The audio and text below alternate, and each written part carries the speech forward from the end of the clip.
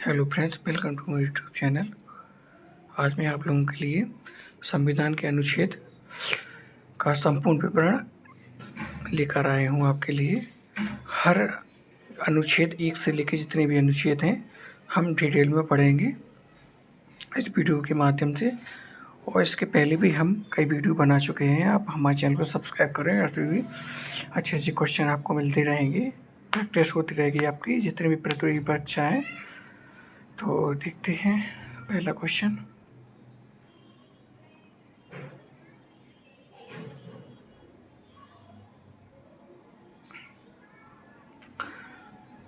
अब देखते हैं भाग एक से शुरू करते हैं, अनुच्छेद 1 से 4। ठीक है।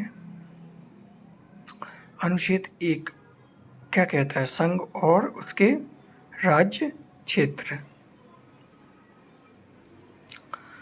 अनुच्छेद 2 क्या कहता है? नए राज्यों की स्थापना का प्रावधान। ठीक है।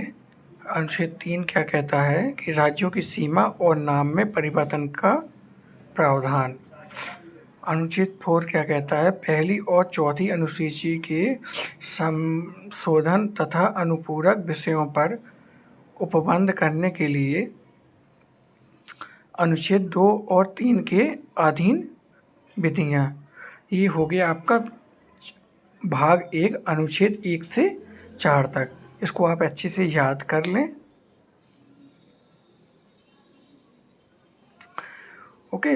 अब आते हैं भाग 2, नागरिकता। ठीक है। ये भाग 2 अनुच्छेद 5 से 11 होता है के बीच होता है। तो अनुच्छेद 5 क्या कहता है कि संविधान की शुरुआत में नागरिकता का प्रावधान। ओके। अनुच्छेद 6 कहता है कि पाकिस्तान से भारत आने वाले व्यक्तियों की नागरिकता। पाकिस्तान से भारत आने वाले व्यक्तियों की नागरिकता। अनुच्छेद 7 क्या कहता है कि भारत से पाकिस्तान जाने वालों की नागरिकता का प्रावधान। अनुच्छेद 8 कहता है कि भारतीय मूल के व्यक्ति की नागरिकता, जो NRI होती हैं, की नागरिकता। और अनुच्छेद 9 क्या कहता है? नागरिकता की समाप्ति।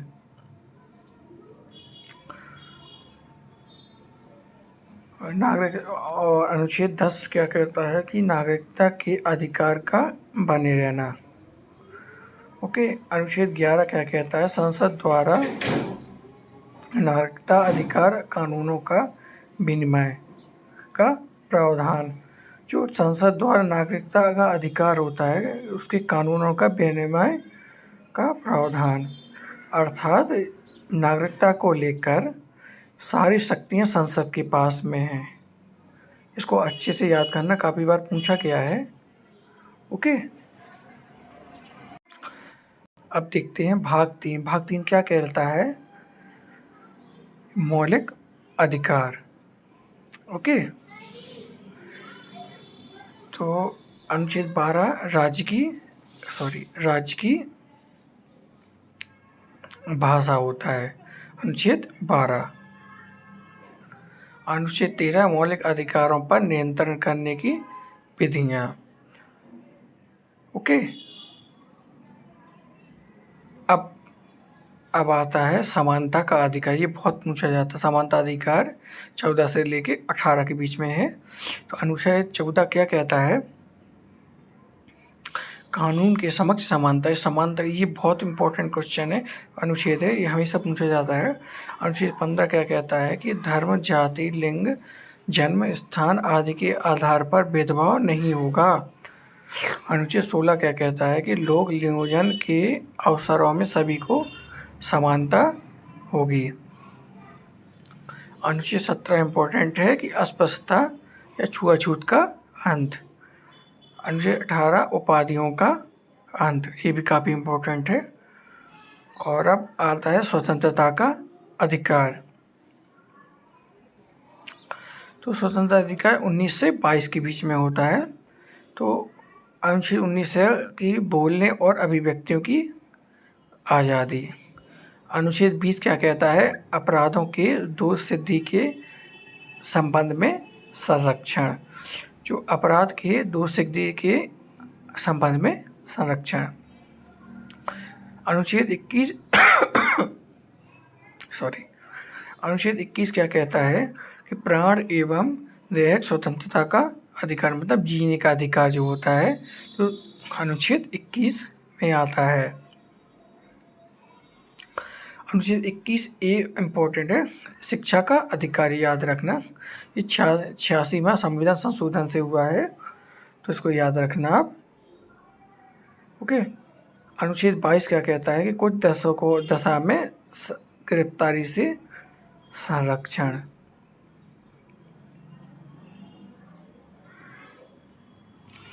ओके। अब आता है शोषण के विरुद्ध अधिकार 23 से 24, इम्पोर्टेंट है काफ़ी। अनुच्छेद 23 क्या कहता है कि मानव के साथ दुर्व्यवहार और बालाश्रम पर प्रतिषेध।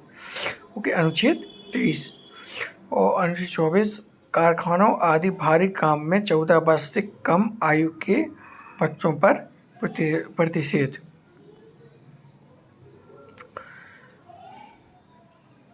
अब आता है धार्मिक स्वतंत्रता का अधिकार, मतलब अनुच्छेद 25 से 28 के बीच में।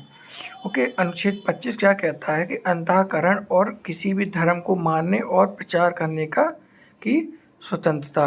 ओके, किसी भी धर्म को मानने और प्रचार करने की स्वतंत्रता है। अनुच्छेद 26 क्या कहता है, धार्मिक कार्यों के प्रबंध की स्वतंत्रता। अनुच्छेद 27 कहता है किसी विशिष्ट धर्म की अभिव्यक्ति के लिए कर संबंधित स्वतंत्रता। ठीक है। अनुच्छेद 27 क्या कहता है कि किसी धर्म की अभिव्यक्ति के लिए कर संबंधित स्वतंत्रता। अनुच्छेद 28 क्या कहता है कि सरकारी शिक्षण संस्थानों में धार्मिक शिक्षा नहीं दी जाएगी, इम्पोर्टेंट है। अनुच्छेद 28 क्या कहता है कि सरकारी शिक्षण संस्थानों में धार्मिक शिक्षा नहीं दी जाएगी। ओके।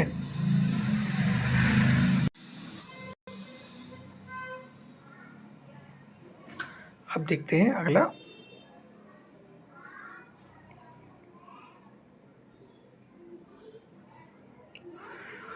संस्कृति और शिक्षा संबंधी अधिकार 29 से 30 के बीच में आता है। तो 29 क्या कहता है, अल्पसंख्यक वर्ग को उनकी भाषा, लिपि और संस्कृति को संरक्षित रखने का अधिकार। अनुच्छेद 30 क्या कहता है, अल्पसंख्यक वर्ग को शैक्षणिक संस्था संचालित करने का अधिकार। ओके जी, इम्पोर्टेंट है, याद कर लेना। और अब आता है संवैधानिक उपचारों का अधिकार, 32 से 35 के बीच में होता है। ये बहुत इम्पोर्टेंट क्वेश्चन है, जो अनुच्छेद 32 है कि जो रिट संबंधित प्रावधान अनुच्छेद 32 में, जिसे भीमराव अम्बेडकर ने इसे संविधान की आत्मा कहा गया है। अनुच्छेद 33 क्या है कि मौलिक अधिकारों को लागू करने में संसद की शक्ति। अनुच्छेद 33 क्या होता है कि मौलिक अधिकारों को लागू करने में संविधान की शक्ति।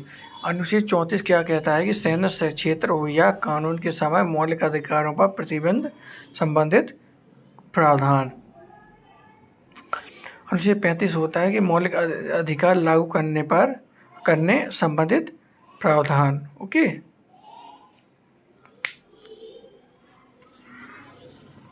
इसको आप अच्छे से याद कर लेना।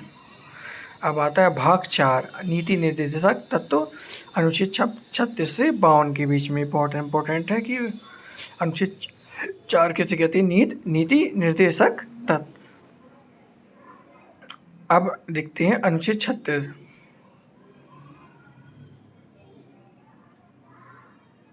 अनुच्छेद 36 क्या कहता है, राज्य की परिभाषा।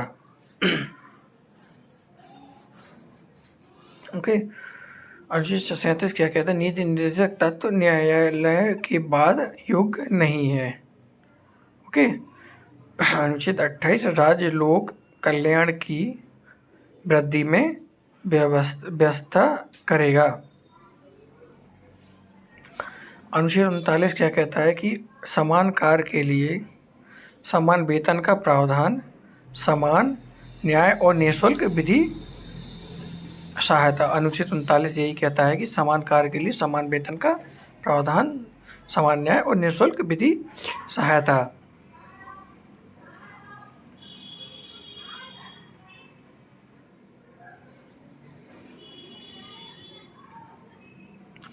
अनुच्छेद 40 इंपॉर्टेंट है, ग्राम पंचायतों के गठन का प्रावधान। 41 कुछ परिस्थितियों में सभी नागरिकों को काम, शिक्षा और लोक सहायता पाने का अधिकार। कुछ परिस्थितियों में सभी नागरिकों को काम, शिक्षा और लोक सहायता पाने का अधिकार। अनुच्छेद 42 न्याय संगत और मानव उचित दशाओं तथा प्रसूति सहायता का प्रावधान। अनुच्छेद 43 मजदूरी और कुटीर उद्योगों को प्रोत्साहन करना।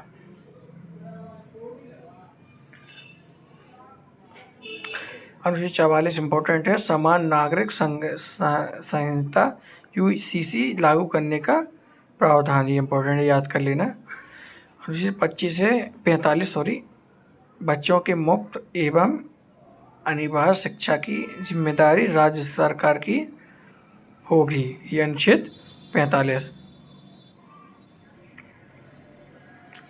अनुच्छेद 46 अनुसूचित जाति और जनजाति और अन्य वर्गों की शिक्षा के लिए प्रावधान। अनुच्छेद 46।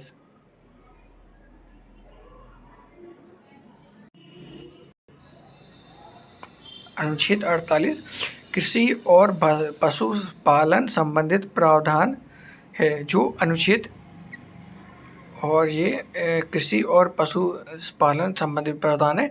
और 48A में क्या है कि पर्यावरण और वन्यजीवों का संरक्षण। इसको याद कर लेना कि अनुच्छेद 48A में क्या आता है कि पर्यावरण एवं वन्यजीवों का संरक्षण। ओके। अनुच्छेद 39 क्या कहता है कि महत्वपूर्ण स्थानों और वस्तुओं का संरक्षण। ठीक है, महत्वपूर्ण स्थानों और वस्तुओं का संरक्षण। 49 अनुच्छेद 50 क्या कहता है कि कार्यपालिका और न्यायपालिका के कार्य का विभाजन इंपॉर्टेंट है। अनुच्छेद 50 कई बार आ चुका है, कार्यपालिका और न्यायपालिका के कार्य का विभाजन। अनुच्छेद 51 क्या कहता है कि अंतर्राष्ट्रीय शांति और सुरक्षा संबंधी प्रावधान। अनुच्छेद 51 क्या कहता है, अंतर्राष्ट्रीय शांति और सुरक्षा संबंधी प्रावधान होता है। अब आते हैं भाग ए 4A 4A में। वो 4A होता है नीति निर्देशक तत्व और 4A होता है मौलिक कर्तव्य। अनुच्छेद 51A। ओके, तो अनुच्छेद 51A क्या कहलाता है कि मौलिक कर्तव्यों का प्रावधान। ये क्या है कि 42वें संविधान संशोधन द्वारा 1976 में जोड़ा गया था। वर्तमान में 11 मौलिक कर्तव्य हैं। इसको याद रखना है कि 42वें संविधान संशोधन 1976 में जोड़ा गया था मौलिक कर्तव्यों का प्रावधान। अनुच्छेद 51A। ओके। भाग 5 क्या कहलाता है, संघ। अनुच्छेद 52 से 151। ये बहुत इंपॉर्टेंट, इसको याद रखना है। अब देखते हैं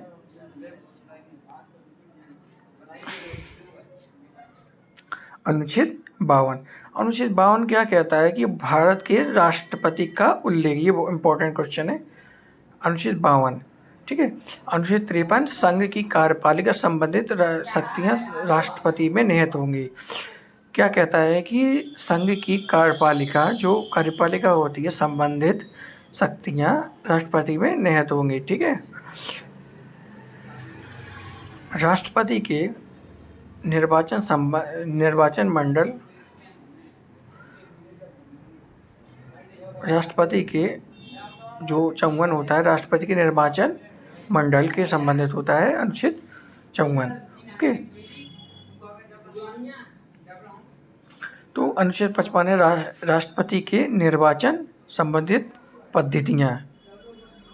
ओके। अनुच्छेद 56 होता है कि राष्ट्रपति के कार्यकाल का उल्लेख। ये इम्पोर्टेंट है, कार्यकाल का उल्लेख होता है अनुच्छेद 56 में। अनुच्छेद 57 में राष्ट्रपति के निर्वाचन की पात्रता के संबंधित होता है। अनुच्छेद 58 है कि राष्ट्रपति बनने की के लिए योग्यताएं, योग्यताएं क्या क्या है होती हैं अनुच्छेद 58 में। अनुच्छेद 59 होता है कि राष्ट्रपति पद के लिए शर्तें होती हैं जो तो और अनुच्छेद 60 होता है कि राष्ट्रपति द्वारा शपथ का उल्लेख, जो राष्ट्रपति द्वारा शपथ का उल्लेख होता है अनुच्छेद 60 में होता है। अनुच्छेद 61 में राष्ट्रपति पर महाभियोग संबंधी प्रावधान होता है। ठीक है। अनुच्छेद 62 का होता है कि राष्ट्रपति की रिक्त को भरने के लिए निर्वाचन का समय और आकस्मिक रिक्ति को भरने वाले व्यक्ति का कार्यकाल निर्धारित किया जाता है, वो जो 6 माह का होता है। तो इसको याद रखना है कि अनुच्छेद 52 से लेके 62 के बीच में राष्ट्रपति से जितने भी संबंधित हैं तो